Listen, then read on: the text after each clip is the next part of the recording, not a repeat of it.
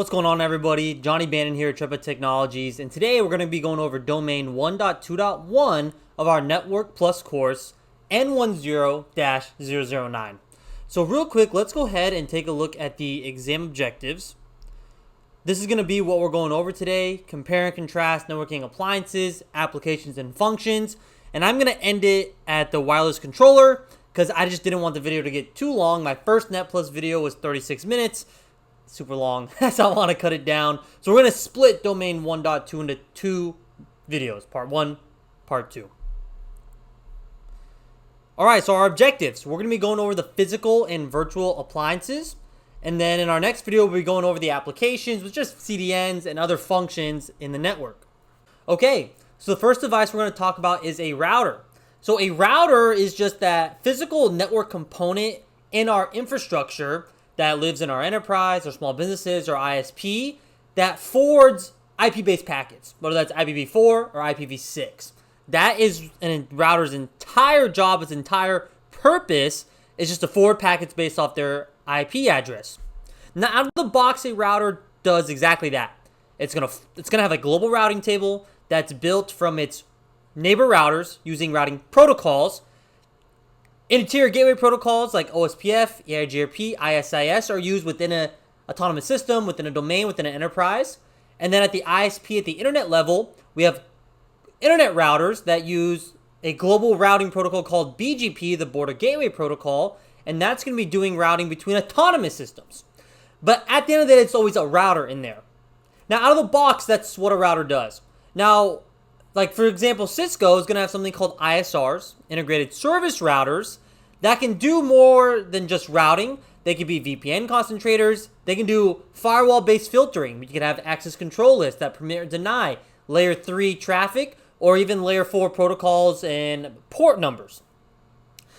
They can even have something called Call Manager Express, kind of old school, but that is something that was something that's capable of an integrated service router, something that integrated service router is capable of. Now, in your small office, home office networks, you may have like an NVR or maybe some network attached storage in your router. I have a Ubiquiti Dream Machine Pro, and in that router is an 8 terabyte network video recording storage. So that router does a lot, right? It's also part of my software-defined network portal in my Ubiquiti network. End of the day, a router does IP-based routing, but it can do a lot more. A switch. So this is going to be a network device that forwards data, what we call frames, which we went over in the first video when we went over the OSI model, within a LAN. So a switch is that centralized piece of hardware that's going to allow you, within your own campus networks, your local area networks, to forward via MAC address. Now, out of the box, switches are layer 2. However, we can create what's called multi-layer switches that are going to be able to perform layer 3. Switches also enable us to have something called VLANs, virtual local area networks, that are going to allow us to logically segment our network at layer 2. And what that looks like is that layer 2 header is we're going to insert a 4-byte 802.1q tag, and that's going to be our VLAN tag in that actual layer 2 header that's going to allow us to segment throughout our switch domain. Now again, out of the box, switches are layer 2, and they're going to be forwarding via MAC address, okay? Switches, the brain of a switch is something called a MAC address table. That MAC address table is built with ingress traffic, meaning in that layer 2 header on that frame, we have a source MAC address that we're going to assign to a port in our MAC address table. Now we can make a switch layer 3. Now if we're going to talk traditional network architecture, like in a 3-tier core topology, we have distro switches or core switches that we can put switch virtual interfaces on, IP addressing on that switch. And that switch can now do routing for our internal networks, okay? That switch can also be connected to the ISP. It could be our demarcation point in our customer edge. But out of the box, they're going to do layer 2. We want to segment using VLANs. And there's also going to be some security we want to think about within our switch domains. Things like ARP poisoning, DHCP poisoning, MAC flooding attacks. So there are going to be some security things we want to be aware of within our layer 2 architecture. Okay, a firewall. So this is a networking device that typically filters packets at the edge of your environment. Now, I know we have host-based firewalls that you're going to see like Microsoft Defender on your PCs. We have web application firewalls that may sit in some sort of cloud environment that sit in front of your VM that's hosting your web services, your e-commerce server. We talk about, CompTIA Network Plus, basic network architecture. Typically, that firewall sits at the edge of your network and it's going to create, in a traditional network, zones. We're going to have an inside zone and outside zone, a trusted zone and an untrusted zone. And what that firewall, its main purpose is to filter packets inbound and outbound from your trusted zone, your safe network, your enterprise. It does this in a couple different ways. So traditional firewalls filter off layer 3, layer 4. They also have access control lists that permit and deny certain traffic. But it's also going to be stateless and stateful. And then our next generation firewalls are going to be able to do deep packet inspection. So that's layer 7, context aware, application level, URL filtering. Also can integrate AI and machine learning to create behavioral baselines and analysis and then take actions when we deviate from those baselines. Those are our next generation firewalls.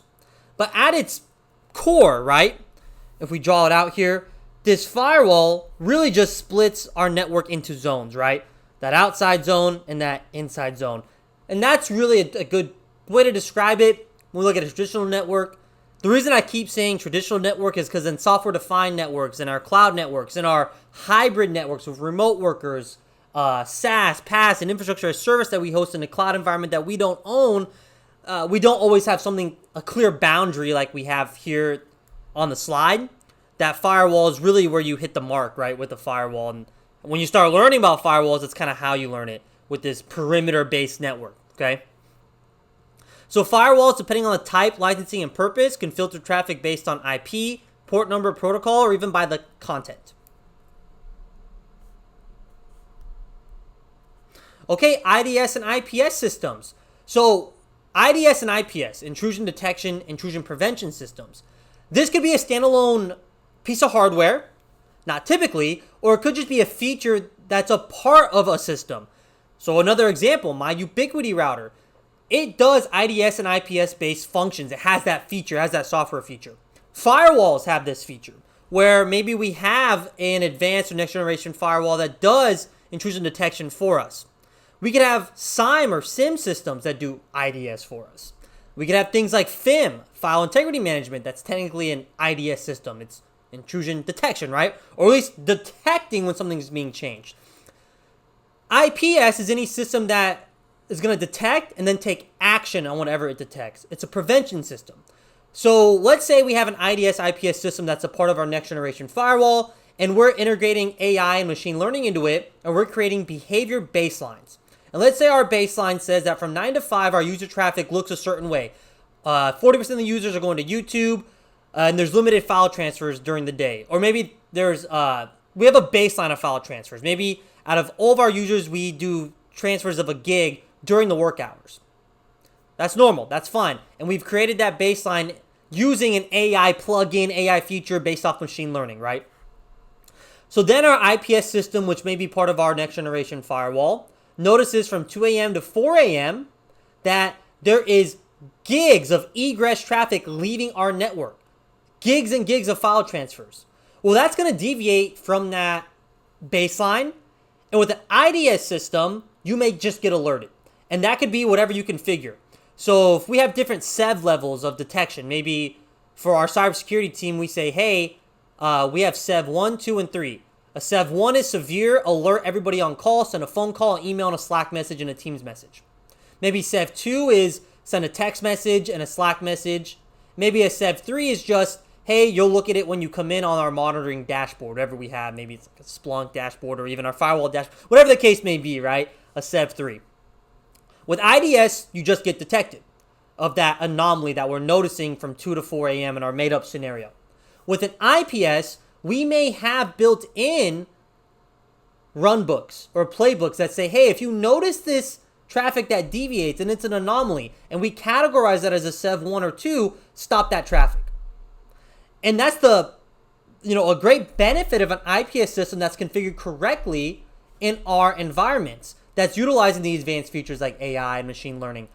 You see this, and even in Cisco, they're trying to integrate, LLMs into this to make their firewalls do this kind of thing, okay? Now, because of that, though, we do have an issue that maybe we're too sensitive. Maybe our IPS ID systems are too sensitive and we're getting alerts and we're preventing legitimate traffic. So it is something that can happen within our IDS and IPS systems. Okay, a load balancer. So a load balancer is going to be a device that typically sits much like a proxy server, where it's going to sit maybe in front of that web server farm. Maybe in our cloud environments, we have an outside and inside load balancer for external users accessing resources in our cloud, and we have a bunch of VMs and maybe a VNet and a load balancer in front of that VNet.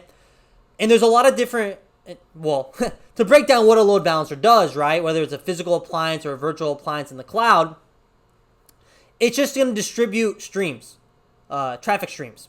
So let's say we have a web server farm.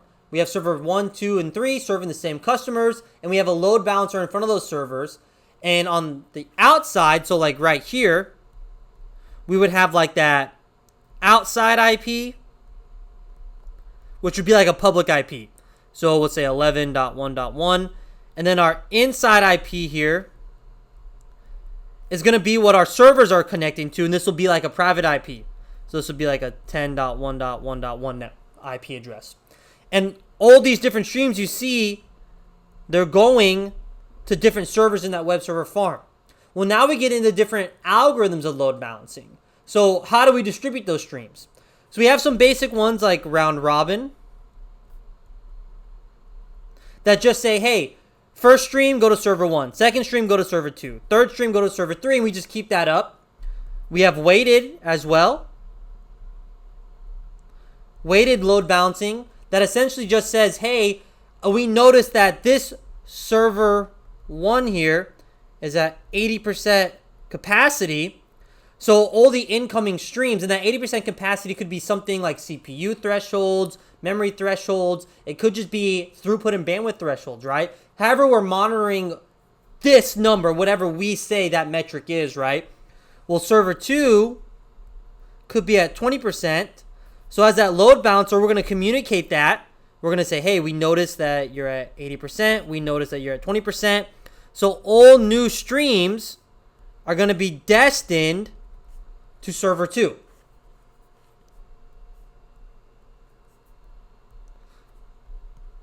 then we have a proxy server. So we have two types of proxy servers, a forward proxy and a reverse proxy, that essentially have the same goal to hide where traffic is coming from, okay? So it's privacy, it's anonymity, it's going to mask that IP address. To break it down between the differences between forward and reverse, so a forward proxy is going to sit probably on your enterprise. So imagine this is your forward proxy here, and that outside is a public IP, and then we have this inside IP. So when this user wants to go to youtube.com, it's going to send the destination IP here to 10.1.1.1, right? And what we mean by that is that's where it's hitting. That's its default gateway. The destination IP will still be whatever youtube.com is. But then that proxy is going to change the source IP and say, hey, actually, servers, you're going to see that the connection's coming from this IP here, 12.3.3.2. Now, you may be wondering, well, isn't this very similar to NAT or port address translation? And it is. A forward proxy is very similar to that. I guess the main difference is that every single computer here would have its own IP, and then 10.1.1.1 is what they're connecting to, and then the outside, it's changing it, right, to this public IP here. It's masking. It is very similar to NAT, okay? But this doesn't always have to be a public IP. This could just be another private IP, maybe for your internal enterprise communication. Now, reverse proxy. This is a good security feature when you have a web server farm because you want to hide that, right? Maybe you don't want that web servers to have its own public IP for that extra exposure, right? Maybe you don't want users from the internet anywhere in the world to directly connect to that server. Maybe you want them to connect to here, then that proxy will distribute that connection out to that web server farm or to that individual web server. Okay, network attached storage. So So this is going to be for our small businesses, you know, that's small office, your home office, probably 50 users and under, you know, not to give it an exact number because some NASs are very powerful now, but this is going to be, you know, that spoke office that has 20 of our salesmen and some HR and some marketing for our big enterprise, right? Not located at our HQ. We're going to have a network attached storage, a NAS there. This is file storage, right? This is for file sharing. You build your file shares here. You map them on the user systems. You say, hey, this is our local share that you're going to connect to and you're going to save all your files to, your images, whatever the case may be, your presentations.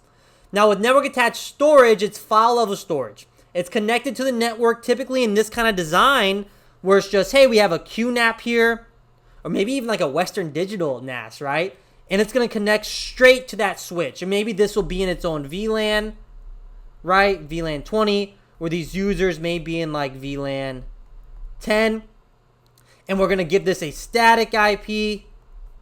We're going to hopefully give it a name, do some name resolution for this. So when our computers map to it, maybe it's just they're mapping to local share, right? Not as feature rich as storage area networks, which we're going to get to. But some of the features that it does have, it can do RAID, so redundant array of independent disks, so it can have some redundancy failures, right? But it's easy to access. So it's going to use common protocols like simple message block protocol, big in the Microsoft, right? Sieves, NFS, you know, you can do an NFS share for like if you have Linux devices in there. And essentially all it's going to be is for that small user set to have its own file share, right? And then a storage area network. This is going to be block level storage. This is going to be highly robust in the data center, serving thousands or tens of thousands of users with block level access, high performance, and again, it's large volumes of data. We're talking petabytes, hundreds and thousands of terabytes, which again, 1,000 petabytes, right?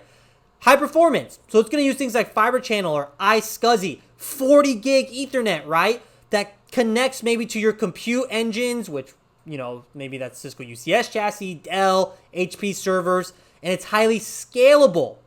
We can have high availability with our storage area networks where maybe we have two major offices, LA, one in New York, or Silicon Valley and Raleigh, right? We're keeping it in the tech field.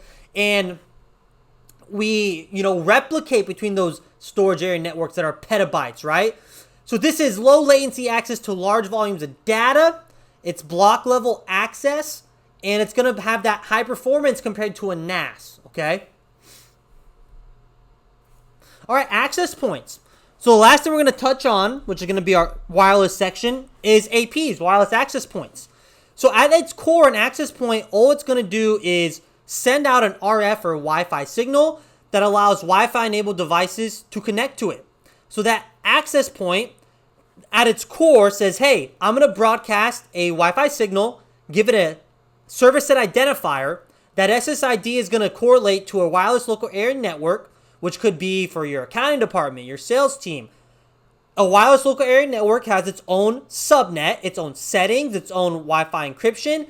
It could have its own WPA to enterprise, personal, whatever the case may be, right?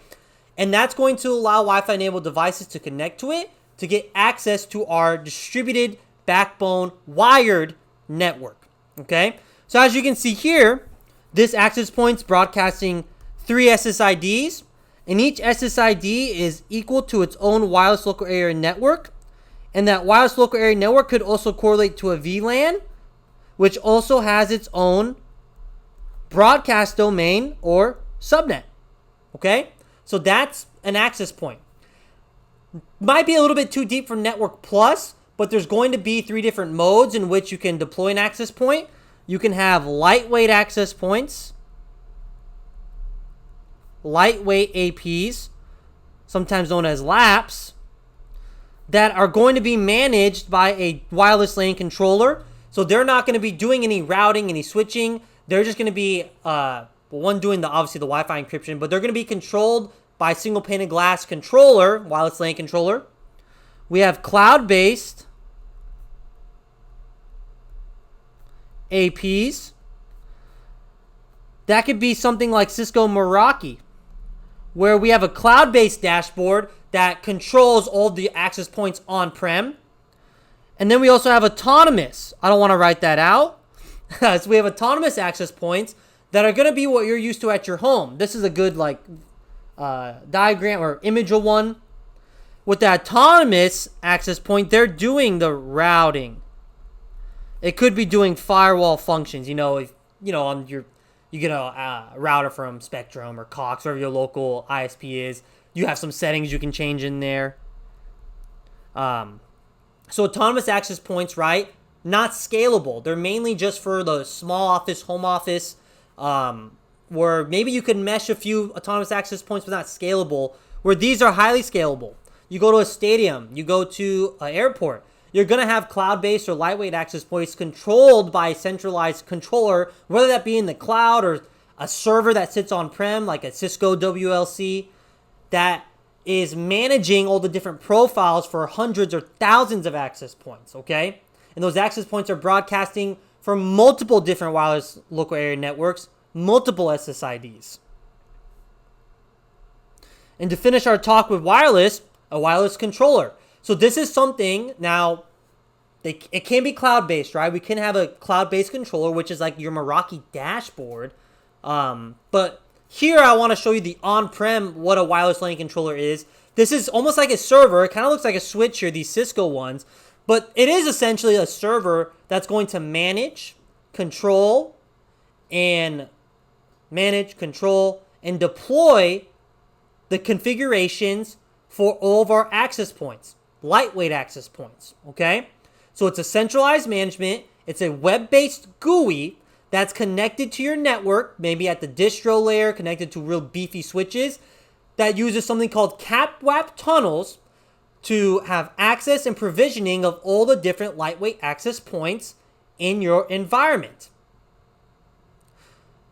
Wireless LAN controllers, depending how it's configured, let's just say what I'd call a standard configuration. When they make those CAPWAP tunnels to the access points, we have a control tunnel that's going to be sending the profiles, right, that are going to configure those access points. And they're also going to have a data CAPWAP tunnel that actual user data is going to come over, and then the wireless LAN controller is going to be responsible for switching or routing that user traffic, okay? So when we set up something like WPA3 Enterprise for our accounting department, and we have a wireless environment, we do it from the wireless LAN controller, okay? And that wireless LAN controller essentially onboards all those access points and pushes their configuration. Something, obviously, I'm kind of holding back a little bit because we can go way deeper and it's actually super fun, but this is Network Plus, not, a high-level wireless certification. Okay, let's do our quiz. All right, question 1. What is the primary function of a router in a network? So that is going to be B, to connect multiple networks and route data between them. All right, we see our explanation here. Let's go ahead and skip this question. Question 3. What does a stateful firewall primarily do? So asking about a stateful firewall. So that's going to be B as well. That's going to track the state of active connections and makes decisions based on the context of the traffic. So you can see our explanation here. A stateful firewall goes beyond basic packet filtering by tracking the state of active connections. All right, question 4. Which statement best describes the difference between an IDS and an IPS?